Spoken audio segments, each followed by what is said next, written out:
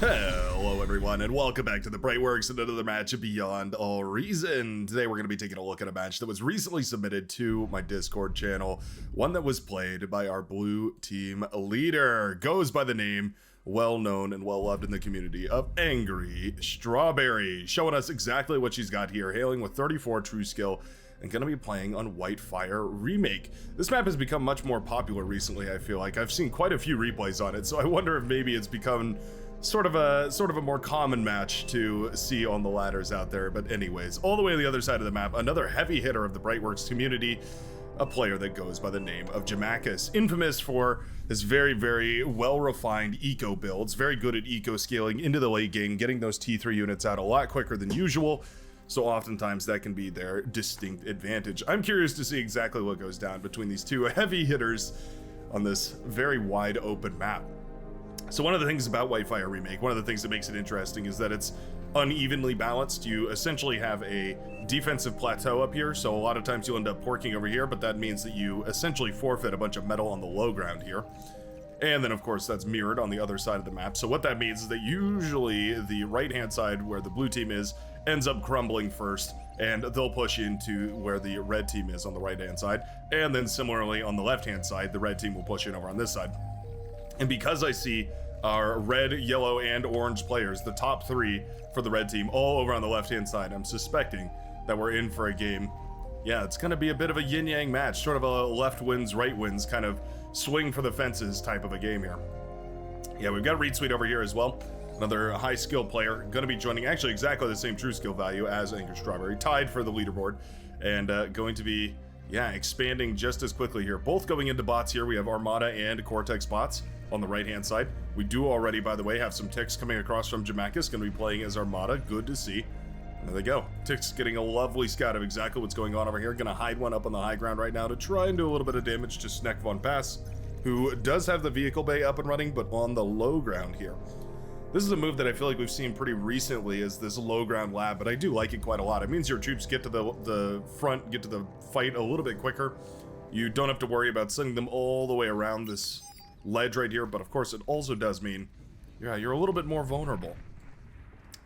Tick gets blasted apart by the commander of Sneck Von Pest here, and that will be the end of the aggression, or at least the majority of the aggression right here, deflected in the early game. Very nice to see. MVP looking to get aggressive with some grunts over here. Actually able to walk up that little hillside right there, so those grunts will manage to sneak past the defenses for Dawn 005.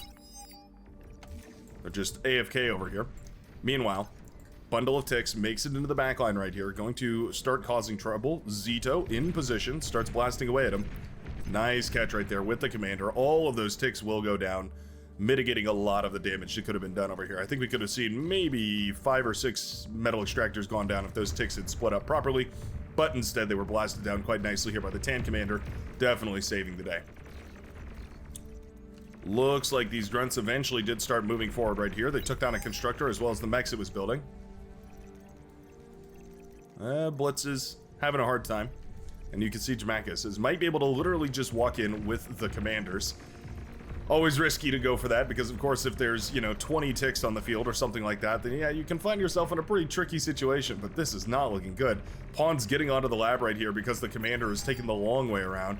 Oh no, just like that, Sneck Von Pest loses the entire laboratory, all the production, not enough units were made, and those very cheap early game bots do eventually end up taking a win right here in the middle of the map. This is not looking good for the blue team. We're going to need some sort of dire response right now. Shurikens up in the air wouldn't be the worst idea. Yeah, we are a Cortex player here, Scarecrow 100. I would not mind seeing a couple of Shurikens just to try and help clean a lot of this up, but it is definitely uncomfortable right here for Sneck to try and figure out how to get back into this game. Wouldn't mind a bot lab transition just because they're a little more nimble going up and down these hills. There's a lot of more angles you can go. All this terrain right here on the left and right hand sides right here is all traversable by bot. What that means is that you have a much wider attack angle using the bots as opposed to the vehicles. So despite vehicles being obviously very powerful out in the flat highlands right here, or the flat lowlands right here, yeah, you're gonna have a much better time actually aggressing into the enemy space with some of those bots over here, and I think that's exactly what the blue team is realizing. Hans Joachim indeed pushing forward with the commander. Deacon takes down one of those medium tanks. Every one of those medium tanks you can blast away does hurt quite a lot. 225 metal apiece. Jamak is lighting up the chat for some fighters, trying to make sure that the push doesn't go out with a blaze of shuriken glory. Resbot over here trying to get a hold on whatever metal it can. Jamak is sitting pretty comfortably right here in the metal department. Needs some more energy here. Oh, look at that. Apologizing in chat. Love to see it.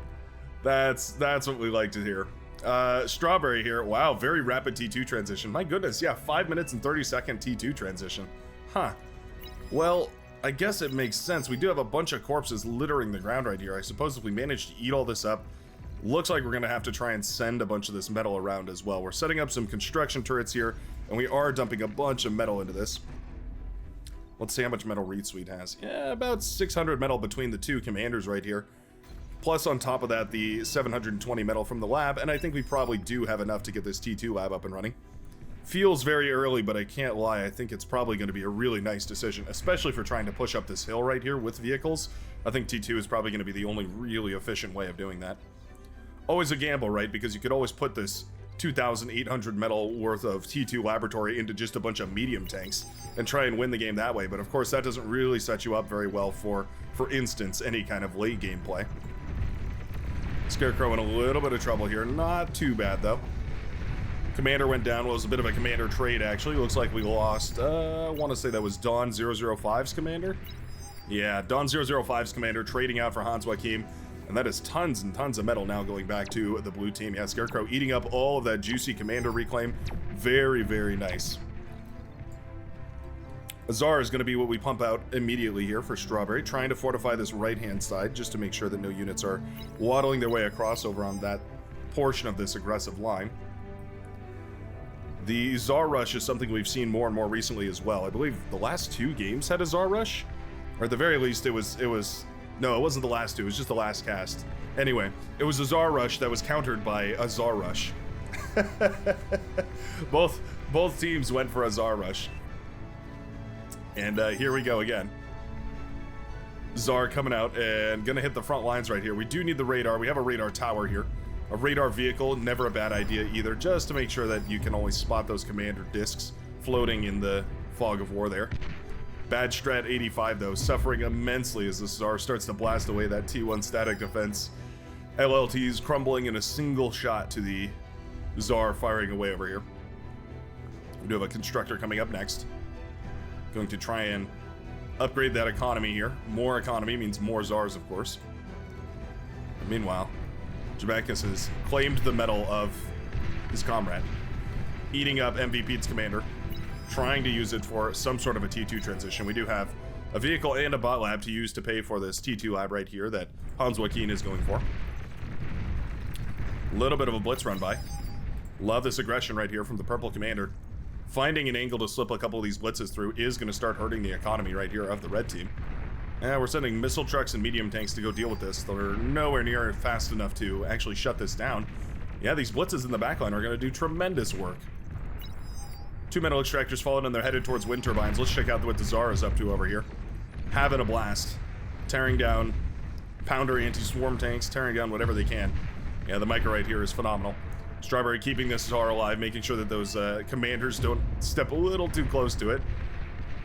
Every time this thing fires, it gets immense value against those T1 bots.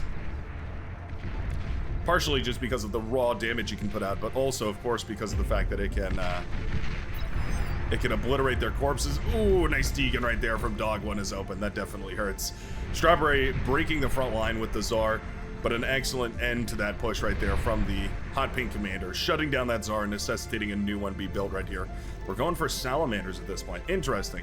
I'm surprised we're not going for any Quakers at all. I feel like Quakers are a solid, low-cost investment that's very easy to get value with. Oh, Flak Truck is available right here. Ooh, loads of fighters going down right there. Not sure that was the right move, pulling those fighters at that moment. No bombers or anything over there as well.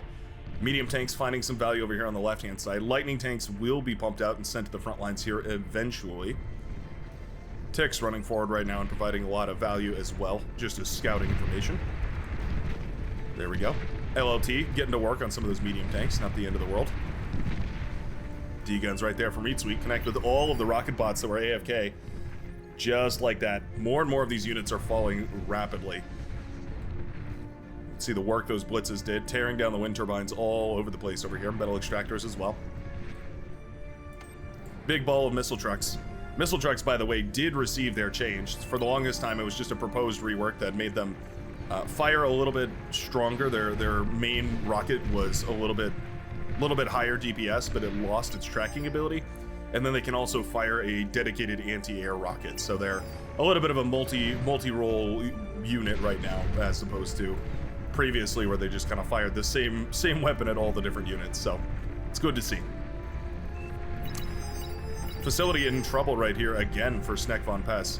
I think eventually we will hold, but these constructors are body blocking. Oh no. Okay, there we go. Eventually those pawns are dealt with. Sneck von Pess definitely not feeling super comfortable right now though. Jamak is using this to start thinking about a T2 transition. We have a T2 constructor somewhere on its way, getting ready to head over and start upgrading that T2 economy. Oh, there it is. It's just coming out of the lap of Hans Joachim right now. Lightning tanks getting so much value against these clumped up medium tanks, though. If you can keep them on the edge of the firing range right here, and you can just continue to fire away, that chain lightning really does start to chip away at these tanks really efficiently. Meanwhile, over on the right-hand side, Dog 1 is open, trying to hold the lines. We do have bombers constantly harassing this right-hand side. Ooh. We have a Banisher as well firing away. Just connected a single missile with that commander. Now down to 36%. Ooh, and another one fires away as well. 11%. Bombs are dropping. Bombers trying to come in for the snipe. Boom goes the commander. I think the Banisher was the one to finish it off. But an excellent bout of teamwork right there as those bombers provided the vision and the Banisher was able to, yeah, indeed, banish that commander to the graveyards right there. Beautifully done. And just like that, one of those D-gun threats is eliminated from the front lines, making this quite a bit easier to push into here. Mass Banisher, definitely viable strat. Definitely very expensive too, though. We do have solar panels coming up. We've got the advanced metal extractors coming up here. Just to take a quick look at this, you can see 7.4 metal per second as opposed to 1.9. 4x the economy is pretty impressive. Waiting for T2 over here on the left-hand side, but it just won't come. I think if Dawn 005 and Adam 62085, love the random names or random numbers all over the place. I think if both of those commanders pooled their resources and managed to make one T2 lab, they could upgrade both of their economies for the price of a single T2 lab, and then actually step into the T2 game right here. And I think it's going to be necessary because we already see the lightning tanks. It's only a matter of time before bulls start to hit the front line. Indeed, those are being produced in the back line here by Hans Joachim. Once those bulls start to trade out against your T1 tanks, there's really not a lot you can do. They're just miles more efficient. Genesis trying to thwart whatever they can. Heavy laser tower also doing a decent job. Not bad. Medium tanks, Genesis, all the rest of it. What a funky mix of T1 and T2 forces. Salamanders over here, also still having a field day. Blasting away at whatever they can, trying to get as much value as possible. T2 lab was in the works right here, between Bad Strat and Dog 1 is open. Nice D-guns right there for Reed Sweets. My goodness, those were some killer D-guns right there for Reed Sweets. Took down an entire column of aggravators, the Cortex rocket bots, in just a mere moment. The reclaim command right there instead of the D-gun. Not wanting to waste the metal. Proper high-level move right there from Reed Sweet and Green. And Salamanders continuing to be the perfect frontline force. Sturdy, decent damage, decent range, very maneuverable. All around a really, really reliable way of pushing forward here. The Banishers as siege weapons definitely helps. Able to blast down single targets with brutal efficiency. And we have another T2 lab in the back here. So this is the problem, right? We had multiple T2 labs all coming up at the same time, when realistically, I think the better option here Would have, of course, been to just go for one T2 lab. Everybody pitches into one T2 lab. Whoever has the most build power, ideally, would get the T2 lab up and running and then propagate those T2 constructors, and then eventually everybody has their T2 up and running. In this case, though, Strawberry has begun the sweep. The right-hand side is starting to fall. If we don't see some movement over here on the left, it's going to be a dead game. Salamanders shining their yellow flashlights at whatever they can, firing away at E-converters and wind turbines and solar panels and everything else.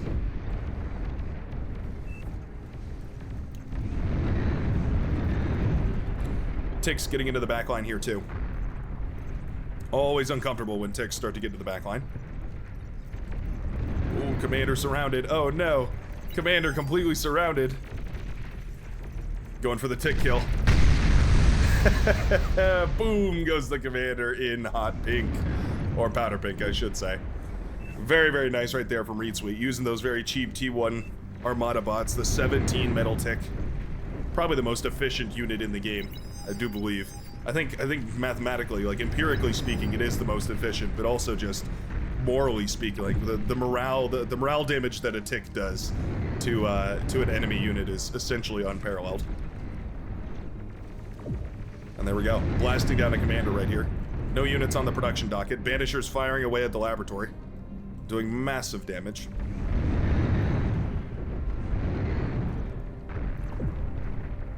Build power falls. Repairs will be no longer. Down goes the lab. Reed Sweet moving in. Carving apart bases with D-guns over here on the left-hand side. Ironically, using the same strat that the red team was outlining on the left. Just moving the commanders in for the D-gun.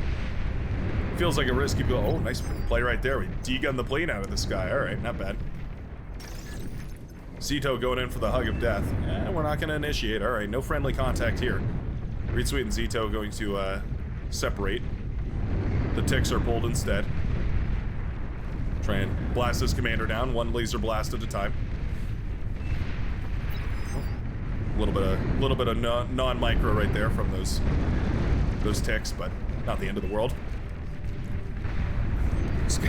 Scarecrow comm bombing. Okay, we're playing for any move that we can at this point. Scarecrow dropping a Commander in the base of the tan player Zito here, trying to close out this game as the air player however he can. Figures can't probably get some bombers in there, so maybe we'll just go ahead and go for some nuclear bombs, dropping Commanders all over the place. I don't think it's gonna matter. Strawberry already in the backline right here, coming around the bend. Oh, nice self-E right there. Nice self-E right there. Oh, you see how much damage that did. Massive self-destruct right there on that Fiend. Banishers continuing to fire away though. The tick stream plus the Banisher is extremely nice. The perfect wombo combo. Providing vision. Oh. Nice self-Ds right there as well. Not bad. The base is in shambles right here, but Zito does manage to hold, at least for now.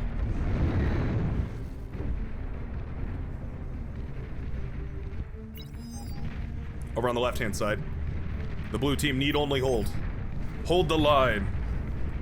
Don 005, plenty of shurikens here as well to make sure that it's all safe. No anti-air included in this. This is a very expensive army not to include any anti-air in. Zito's commander goes down. Banishers, no doubt, having a field day, blasting away any of those squishy single target damage, or single target units. The T1 forces, meanwhile, have pushed forward and conquered this base over here. Snekvan Pest greedily eating up all the juicy metal. Always love to see it. Only thing better than that would be claiming all these metal extractors, just sending a constructor or two to go capture all of them. Try and lock them all down as much as possible. Shuriken shutting down the Fiends over here, denying their self-destruct damage. Very nicely done. Just like that. The day is saved. So yeah, moving constructors forward. We do have quite a few of them, so sending the constructors forward to capture all these metal extractors wouldn't be the end of the world here. Just helping to continue scaling that advantage. Our eco-scaling is just not up to spec right now for the red team. The T2 metal extractors are nice and all, but we need fusions, we need advanced fusions, all that sort of stuff. Nice self-Ds over here as well. Man, the self-D micro on the Fiends has been phenomenal today. Bulls looking for every opportunity that they can. They need to be 3 times as aggressive as this, though, if they want to be able to close this out. Protecting the Mauser from getting flanked over here. Lovely stuff. Mauser need to be pulled back. Once the Fiends jump on top of the Mauser, there's not a whole lot you can do about it.